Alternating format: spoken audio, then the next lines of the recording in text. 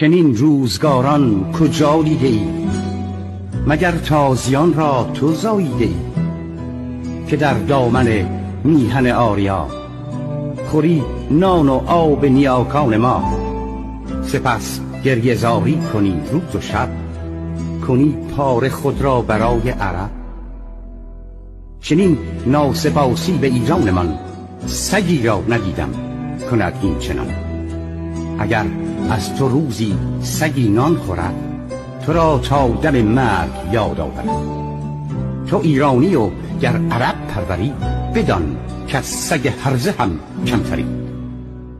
نیاکان برای تو جان باختند، گلستان ز ایران ما ساختند. بسی خون آنان در این خانه ریخت، که دشمن سرانجام از ما گریخت. همینها که تو می پرستی